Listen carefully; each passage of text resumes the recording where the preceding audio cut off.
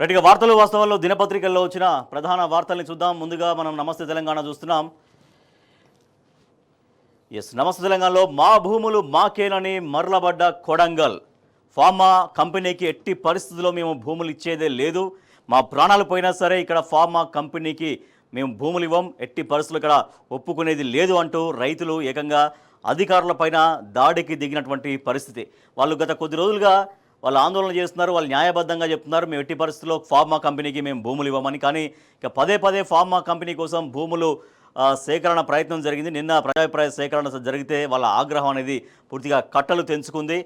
Collector Prateek Jain, అదనపు collector లింగా నాయకులను చుట్టుముట్టి వెనక్కి పంపిస్తున్నటువంటి లగచర్ల రైతులు ఆగ్రహంతో పోలీసులపైన నిన్న వాళ్ళు గ్రామస్తులు దాడి చేశారు.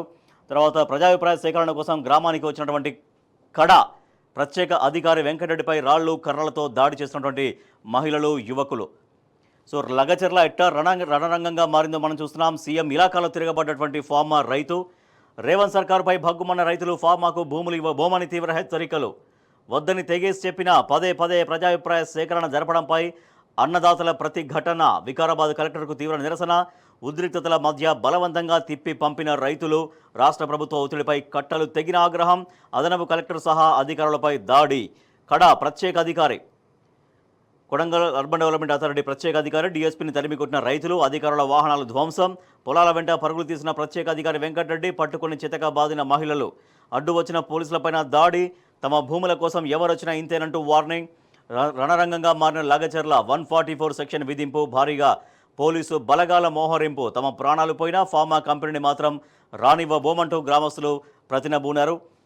ఫార్మా కంపెనీ కోసం భూములు ఇవ్వబోమంటూ నిన్న నినాదాలు చేసినటువంటి లగచర్ల రైతుల ఫోటో మనం చూస్తున్నాం. సోమవారం నాటి ఉద్రిక్తతల తర్వాత గ్రామంలో భారీగా మోహరించినటువంటి పోలీసు బలగాలు. నిన్న సాయంత్రం నుంచి మొత్తం పోలీసు బలగాల మధ్యలో లగచర్ల గ్రామం అనేది ఉండిపోయింది.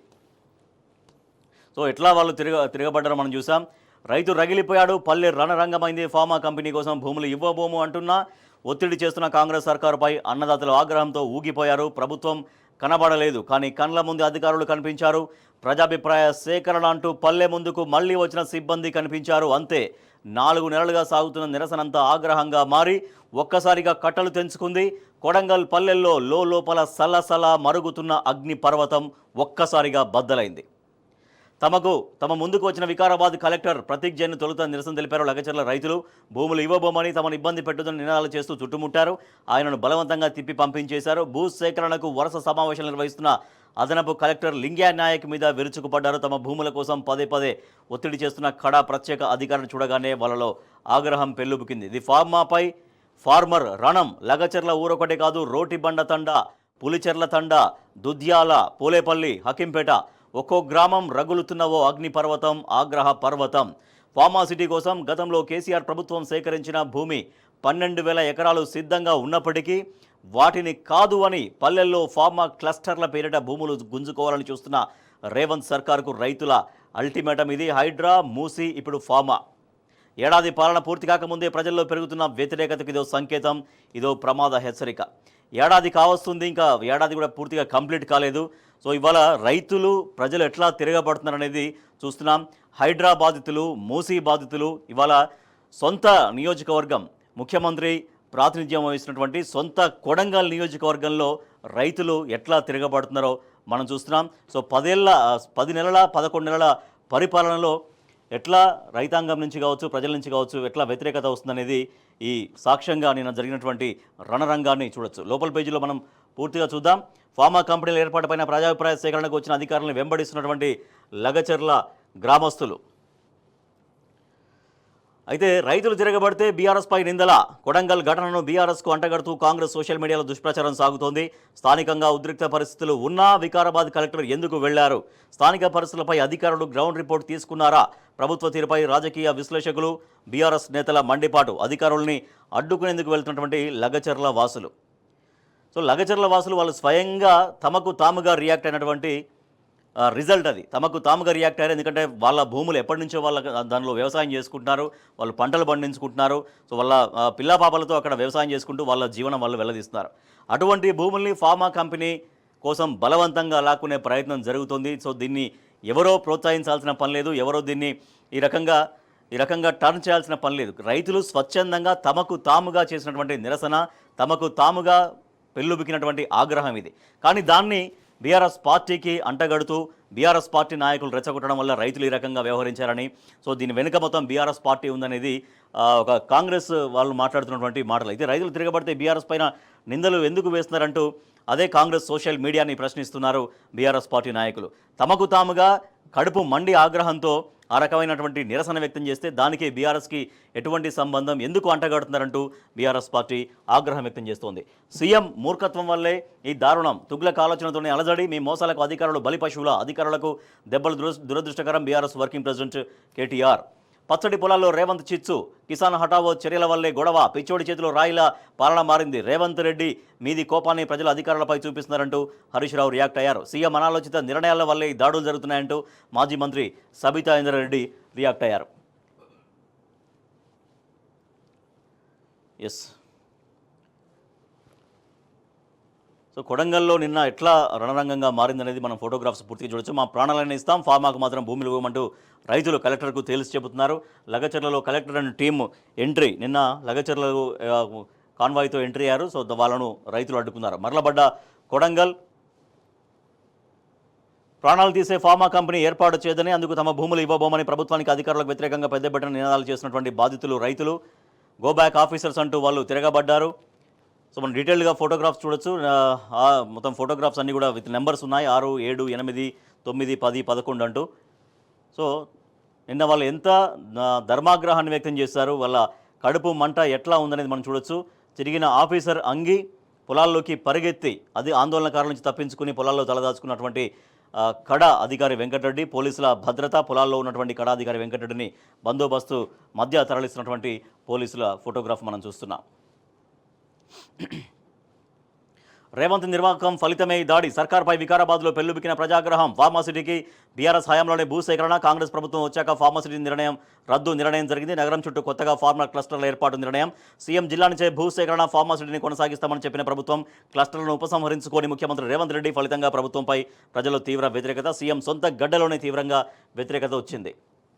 నిద్రమత్తులో నిఘా, ఇంటెలిజెన్స్, ఐబీ, ఎస్బీ వరుసగా టర్ఫ్లాప్ షో. సీఎం ఇలాకాలోని ఫార్మాసిటీ ఆందోళనలు, రైతుల నిరసనలపై నిఘా పెట్టిన ఇంటెలిజెన్స్, నిఘా వైఫల్యంతో అధికారులపై రైతులు దాడి చేయాల్సి వచ్చింది. కనిపించని కాంగ్రెస్ నేతలు, 5 ఊర్ల వైపు వెళ్లని నాయకులు, ఆగ్రహంతో ఊగిపోతున్న రైతులు. అధికారులపై దాడి హేయం, లగచర్ల ఘటనపై ఉద్యోగ సంఘాలు ఆగ్రహం వ్యక్తం చేస్తున్నాయి, దీన్ని ఖండిస్తున్నాయి. దాడి చేసిన వారిని శిక్షిస్తామంటూ ఐజీ సత్యనారాయణ స్పష్టం చేస్తూ ఉన్నారు. నాడు ఉసిగొల్పి నేడు ఉచ్చులోకి, కాంగ్రెస్ బీజేపీలదే ఈ పాపం, వికారాబాద్ ఘటనపై సర్వత్రా చర్చ.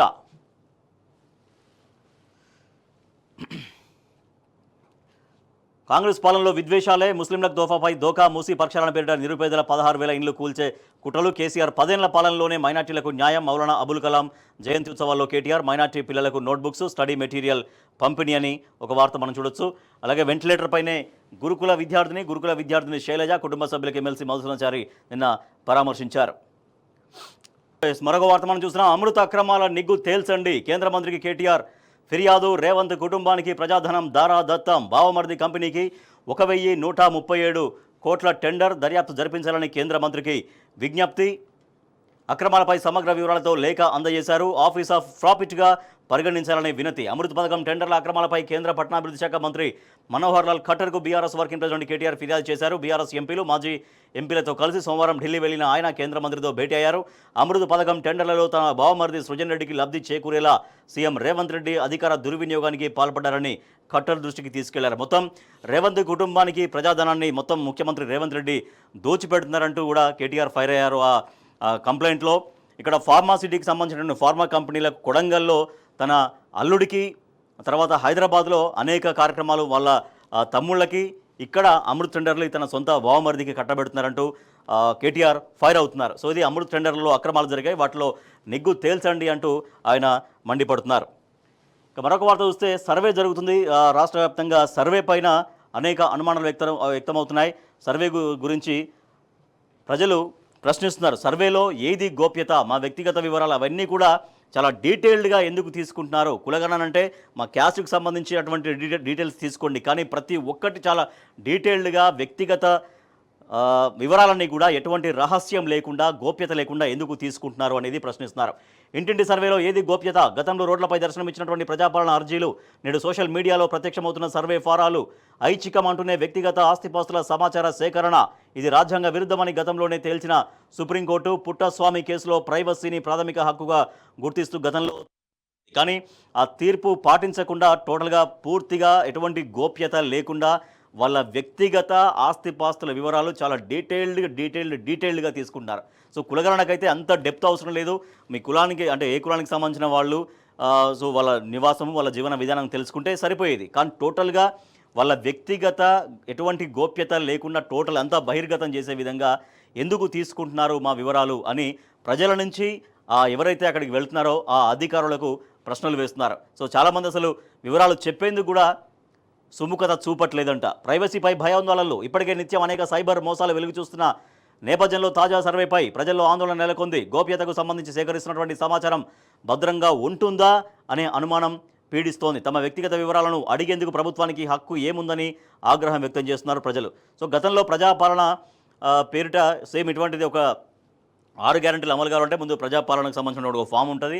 ఆ ఫామ్లో మీ పూర్తి వివరాలన్నీ ఫిల్ చేయండి, తద్వారా చూసి 6 గ్యారెంటీలకు ఎవరు అర్హులో అని ప్రభుత్వం తేల్స్తా అని చెప్పింది. కానీ ఆ ప్రజాపాలన దరఖాస్తులన్నీ కూడా చాలా చోట్ల రోడ్లపైన దర్శనం ఇవ్వడం, ఆ ఫ్లైఓవర్లపైన దర్శనం ఇవ్వడం, ఆ ఫ్లైఓవర్లపై నుంచి మురికి కాలువలోకి పడిపోవడం ఇవన్నీ కూడా గతంలో మనం స్వయంగా చూసాం. కానీ 6 గ్యారెంటీలు అన్నారు, 6 గ్యారెంటీలు ఆ ప్రజాపాలన దరఖాస్తులు అన్నారు. సో అది ఆ ప్రజాపాలన దరఖాస్తులు ఏం చేశారో తెలియదు, 6 గ్యారెంటీల అమలు ఎట్లాగది గ్రౌండ్ కాలేదు, అదొక విషయం. అయితే కులాల మధ్య చిచ్చుబెట్టేలా సర్వే ఉంది. మాజీ సీఎం నాదెండ్ల భాస్కర్ రావు హెచ్చరిక, ఆయన అనుమానం వ్యక్తం చేస్తున్నారు కులాల మధ్య చిచ్చుబెట్టేలాగా ఈ సర్వే ఉంది అనేది. హైదరాబాద్కు వచ్చిన వాళ్ళంతా పేదలే, రాజ్యాంగ విరుద్ధంగా సమగ్ర కుటుంబ సర్వే జరుగుతోంది, ఆ ఆస్తుల వివరాల సేకరణ హక్కుల హరణే నాడు వద్దని సీఎం ఇప్పుడు ఎలా చేస్తున్నారు? పేదలకు అన్యాయం జరగదని గ్యారంటీ ఇస్తారా? కుక్కటపల్లి ఎమ్మెల్యే మాధవరం కృష్ణారావు ప్రశ్నిస్తున్నారు. సమగ్ర సర్వేకు సహాయ నిరాకరణ, కులం పేరు లేదని తండావాసుల సర్వే నిలిపివేత అని ఒక వార్త మనం చూడొచ్చు. ఇక మరొక వార్త చూద్దాం. కాంగ్రెస్ పాలనలో విద్వేషాలే. కేసీఆర్ 10 ఏళ్ల పాలనలో గంట సేపు కూడా రాష్ట్రంలో కర్ఫ్యూ పెట్టలేదు. రేవంత్ సర్కార్ మొన్న దసరా దీపావళి పండుగలప్పుడు కూడా 163 సెక్షన్ పెట్టి ప్రజల్ని ఇబ్బంది పెట్టిందంటూ కేటీఆర్ ఫైర్ అయ్యారు. నిర్లక్ష్యం ఎవరిది? రేవంత్ ముఖ్యమంత్రిగా 11 నెలల్లో పాలమూరుకు ఏం చేసిందేంది? అంబలి కేంద్రాల పాలమూరును అన్నపూర్ణగా చేసిన చరిత్ర కేసీఆర్ది, గాలికి వదిలేసిన చరిత్ర నీది. కృష్ణా నీళ్లు సముద్రం పాలవుతున్న కన్నులు అప్పగించి చూస్తున్నావు అంటూ మాజీ మంత్రి సింగిరెడ్డి నిరంజన్ రెడ్డి ఫైర్ అయ్యారు. పెండింగ్ పనులు పూర్తి చేసిన ఘనత కేసీఆర్ది, దశాబ్దాలుగా పడవబడ్డ పనులను పూర్తి చేసిన ఘనత కేసీఆర్ది అని పాలమూరు జిల్లాపై ప్రత్యేక దృష్టి పెట్టి కలవకుర్తి ఎత్తిపోతల పనులు పూర్తి చేసి 3.50 లక్షల ఎకరాల ఆయకట్టుకు నీళ్లిచ్చారని నిరంజన్ రెడ్డి గుర్తు చేశారు. రాజీవ్ బీమా కింద 1.50 లక్షల ఎకరాల ఆయకట్టుకు, నెట్టంపాడి కింద 1.40 లక్షల ఎకరాల ఆయకట్టుకు, ఆర్డీఎస్ తుమ్మిళ్ల ఎత్తిపోతల కింద 87,000 ఎకరాల ఆయకట్టుకు, కోయిల్ సాగర్ కింద 38,000 ఎకరాలకు అదనపు ఆయకట్టును సృష్టించిన ఘనత కేసీఆర్ది అంటూ ఆయన చెప్తున్నారు. బీజేపీ ముందు మోకరిల్చిన Ponguleti social media convener, BRS social media convener Satish Reddy విమర్శిస్తున్నారు. తిట్లు ఓట్లు తప్ప చేసిందేమీ లేదు. కురుమూర్తి వెంకన్న సాక్షిగా రేవంత్ అబద్ధాలాడారు. కేసీఆర్ హయాంలోనే పాలమూరుకు నిధుల వరద. మాజీ మంత్రి వి శ్రీనివాస్ గౌడ్ మహబూబ్నగర్ పర్యటనలో సీఎం రేవంత్ రెడ్డి కురుమూర్తి వెంకటేశ్వర స్వామి సాక్షిగా అబద్ధాలు చెప్పారని మాజీ మంత్రి శ్రీనివాస్ గౌడ్ విరుచుకుపడ్డారు. సోమవారం హైదరాబాద్లోని తెలంగాణ భవన్లో ఎమ్మెల్సీ నవీన్ కుమార్ రెడ్డి, మాజీ ఎమ్మెల్యేలు ఆల వెంకటేశ్వర రెడ్డి, పట్నం నరేందర్ రెడ్డి, కొడంగల్ జడ్పీటీసీ సభ్యుడు మైపాల్ రెడ్డి ఇంకా ఇతర ముఖ్య నాయకులతో ఆయన విలేకరులతో మాట్లాడారు. పాలమూరుకు ఎన్ని నిధులు ఇచ్చారు, పాలమూరుకు ఏం చేసింది మీరు, కాంగ్రెస్ ప్రభుత్వం అధికారంలోకి వచ్చి చేసింది ఏంటి అని ప్రశ్నించారు శ్రీనివాస్ గౌడ్. కాంగ్రెస్ పాలనలో బీసీలకు అన్యాయం, కామారెడ్డి బీసీ డిక్లరేషన్ అమలు చేయాల్సిందే. బీఆర్ఎస్ హన్మకొండ జిల్లా అధ్యక్షుడు దాస్యం వినయ్ భాస్కర్ మాయమాటలు చెప్పి బీసీల ఓట్లతో అధికారంలోకి వచ్చిన కాంగ్రెస్ పార్టీ వారికి అన్యాయం చేస్తుందంటూ ఆయన మండిపడ్డారు. ఏడాదిలోపే ప్రజల తిరుగుబాటు, పోలీస్ శాఖల సహకారంతో ప్రభుత్వం నడుస్తోంది. మీడియా సమావేశంలో మాజీ మంత్రి జగదీష్ రెడ్డి కాంగ్రెస్ ప్రభుత్వం ఏర్పడి ఏడాది కాకముందే అన్ని రంగాల ప్రజలు తిరగబడుతున్నారంటూ మాజీ మంత్రి సూర్యాపేట ఎమ్మెల్యే జగదీష్ రెడ్డి ఫైర్ అవుతున్నారు. దళిత బంధు నిధులు అడిగితే దాడులా, దళిత బిడ్డల కోసం జైలుకు వెళ్లేందుకు కూడా సిద్ధం. ఎమ్మెల్యే పాడి కౌశిక్ రెడ్డి. సీఎం మంత్రిపై చర్యలు తీసుకోవాలి. సూర్యాపేట పోలీస్ స్టేషన్లో బీఆర్ఎస్ నాయకుల ఫిర్యాదని మరొక వార్త చూస్తున్నాం. మాట నిలబెట్టుకున్న కేటీఆర్, ఆర్థిక సమస్యలతో నేత కార్మిక దంపతులు ఆత్మహత్య చేసుకోగా అనాథలైన 3 పిల్లల్ని బీఆర్ఎస్ వర్కింగ్ ప్రెసిడెంట్ కేటీఆర్ ఆదివారం పరామర్శించారు. ఈ సందర్భంగా 3 చిన్నారులను ఆదుకుంటారని భరోసా ఇచ్చి సోమవారం 3 చిన్నారుల పేరిట 2 లక్షల చొప్పున పార్టీ ఫండ్ను ఫిక్స్డ్ డిపాజిట్ చేయించి మాట నిలబెట్టుకున్నారు. బీఆర్ఎస్ పట్టణాధ్యక్షుడు జిందం చక్రపాణి ఆధ్వర్యంలో నాయకులు వారి నివాసానికి వెళ్లి ఫిక్స్డ్ డిపాజిట్ పత్రాలని చిన్నారులకు అందజేశారు. మరొక వార్త చూస్తే 51వ CJIగా జస్టిస్ సంజీవ్ ఖన్నా ప్రమాణ స్వీకారం చేసిన రాష్ట్రపతి ద్రౌపది ముర్ము వచ్చే ఏడాది మే 13 వరకు CJIగా ఆయన బాధ్యతలు నిర్వహించబోతున్నారు. కర్ణాటకలో 40,000 కోట్ల స్కామ్, ఘన వ్యర్థాల కాంట్రాక్టులు అక్రమాలు, బ్లాక్ లిస్ట్ కంపెనీకి 25 ఏళ్ల పాటు పనులు, 40,000 కోట్ల ప్రజాధనం పక్కదారి, కేబినెట్లోని 33 మంది మంత్రుల హస్తం, అవినీతి నిరోధక ఫోరం అధ్యక్షుడి ఆరోపణ, వరుస స్కామ్లపై కాంగ్రెస్ అధిష్టానం సీరియస్, గ్యారంటీలు భారమేనని ఒప్పుకున్న సీఎం సిద్ధరామయ్య. ముడా, వక్ఫ్ భూములు, వాల్మీకి కార్పొరేషన్ లిక్కర్ స్కామ్ల తర్వాత కాంగ్రెస్ పాలిత కర్ణాటక రాష్ట్రంలో మరో భారీ కుంభకోణం జరిగినట్లుగా వార్తలు వస్తున్నాయి. బృహత్ బెంగళూరు మహానగరపాలిక లో ఘన వ్యర్థాల నిర్వహణ కాంట్రాక్టును లోపభూయిష్టంగా ఒక కంపెనీకి అప్పగించినట్టు, దీంతో 40,000 కోట్ల మేరకు అవకతవకలు జరిగినట్టుగా ఈ వార్త మనం చూస్తున్నాం.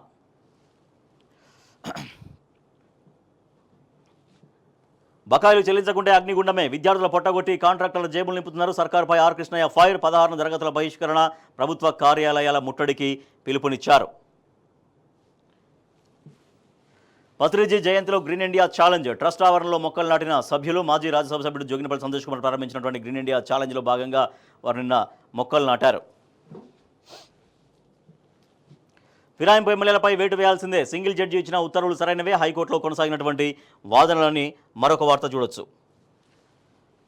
అధికారుల బదిలీకి సంబంధించినటువంటి వార్త కూడా చూస్తున్నాం. అధికారులు ఎక్సైజ్ కమిషనర్పై బదిలీ వేటు, సేల్స్ టార్గెట్ పూర్తి కానందుకేనా, 11 నెలల్లోనే బదిలీపై జోరుగా చర్చ, టార్గెట్ల వేట, అధికారులే సమిధలు. ఇదేనా 11 నెలల్లో సాధించిన మార్పు? రాష్ట్రంలో మద్యం అమ్మకాలు పెంచుకోవడమే లక్ష్యంగా ప్రభుత్వం పనిచేస్తుండడం, అధికారులకు మెమోలు ఇస్తుండడంపై మాజీ మంత్రి హరీష్ రావు తీవ్రంగా స్పందించారు. ప్రజల ప్రాణాలని పణంగా పెట్టి మద్యం ద్వారా ఆదాయాన్ని పెంచుకోవడం సిగ్గుచేటు అంటూ ఆయన మండిపడ్డారు. 8 మంది IFS అధికారుల బదిలీ, చార్మినార్ సర్కిల్ CCFగా ప్రియాంక వర్గీస్. మొత్తం ఒక 8 మంది, రాష్ట్రంలో 8 మంది ఇండియన్ ఫారెస్ట్ సర్వీస్ IFS అధికారులను ప్రభుత్వం బదిలీ చేసింది. ఈ మేరకు ప్రభుత్వ ప్రధాన కార్యదర్శి శాంతికుమారి ఉత్తర్వులు జారీ చేశారు.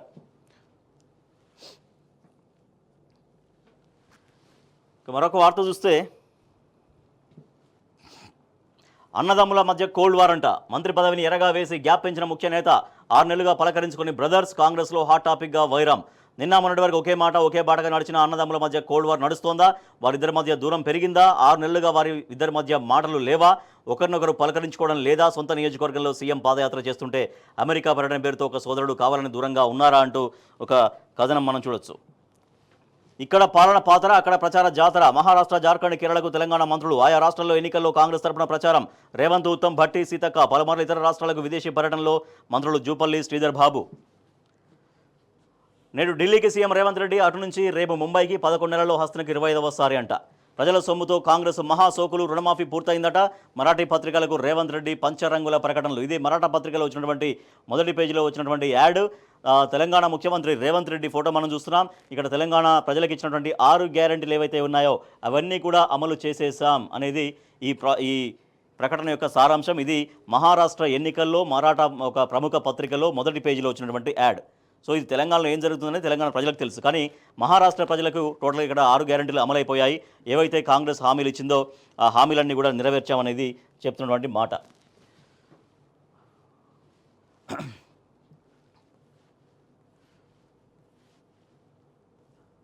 ఎస్, మరొక వార్త చూస్తున్నాం. ఇందాక మనం చూసాం అధికారుల బదిలీకి సంబంధించి. సో అధికారుల బదిలీ పదే పదే ఎందుకు జరుగుతుంది రాష్ట్రంలో అర్థం కాని పరిస్థితి.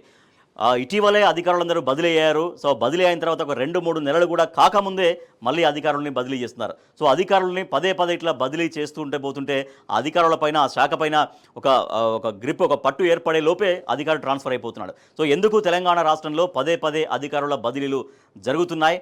పాలన ఇప్పటికే పరిపాలన యంత్రాంగం అస్తవ్యస్తంగా ఉండి పాలన సరిగ్గా ప్రాపర్గా గ్రౌండ్ కాకపోవడం అదొక అంశం అయితే, అధికారుల మాటికి బదిలీ చేయడం, 1 నెలలో లేదంటే 2-3 నెలల గ్యాప్లోనే 2-3 సార్లు అధికారులు బదిలీ జరిగితే ఆ శాఖ సమర్థవంతంగా నిర్వహించకపోవడం వల్ల పాలన పైన అది టోటల్గా ఎఫెక్ట్ పడుతుంది. సో ఇక మిగతా పత్రికల్లో వచ్చిన వార్తలు మనం చూద్దాం. సాక్షిలో మనకు కనిపిస్తుంది, ఫార్మాపై రైతుల ఫైర్, సీఎం ఇలాకాలో కలెక్టర్, రెవెన్యూ అధికారులపై దాడి అనేది సాక్షిలో వార్త కనిపిస్తోంది. ఆంధ్రజ్యోతి చూద్దాం. ఆంధ్రజ్యోతిలో లగచర్ల రణరంగం, ఫార్మా కంపెనీ భూముల సేకరణ పైన ప్రజాభిప్రాయ సేకరణ ఉద్రిక్తం అంటూ ఆంధ్రజ్యోతిలో మనకు వార్త కనిపిస్తుంది. ఎస్, వెలుగు దినపత్రిక, వికారాబాద్ కలెక్టర్ పైన దాడి, దుద్యాల మండలం లగచర్లలో ఘటన, నీ ఇంట్లోనే ఉద్యోగాలు పోయినాయి, జనం ఏమీ కోల్పోలేదంటూ ముఖ్యమంత్రి రేవంత్ రెడ్డి బీఆర్ఎస్ అధినేత కేసీఆర్ను ఉద్దేశించి చేసినటువంటి కామెంట్స్ అయితే దీనిపైన చాలా తీవ్రంగా ఫైర్ అవుతున్నారు తెలంగాణ ప్రజానీకం కూడా. సో మనం కామెంట్ చూడొచ్చు. తెలంగాణ ఎప్పుడో మర్చిపోయింది నిన్ను అని కేసీఆర్ ఉద్దేశించి ముఖ్యమంత్రి రేవంత్ రెడ్డి మాట్లాడుతున్నారు. కానీ తెలంగాణ ప్రతి మూలకు వెళ్ళి తెలుసుకోవాలి, తెలంగాణ ప్రతి గ్రామానికి వెళ్ళి తెలుసుకోవాలి నిజంగా తెలంగాణ కేసీఆర్ను మర్చిపోయిందా అనేది.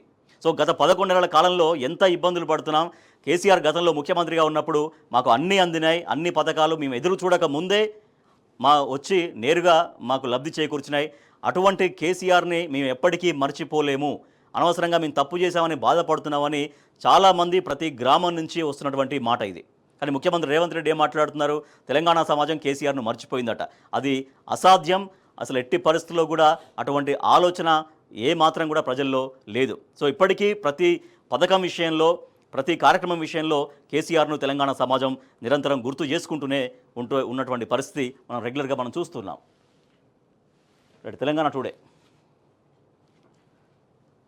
Amrit 2.0 scam, BRS complaints against Revanth అని ఒక వార్త చూడొచ్చు. ఒక protest against pharma village turns violent, Vikarabad collector officials attacked in Kodangal అని వార్త చూస్తున్నాం. రైట్, ఇవి పత్రికల్లో వచ్చినటువంటి ప్రధాన వార్తలు. వీటికి సంబంధించి వార్తలు వాస్తవాలు చర్చ ప్రారంభిద్దాం.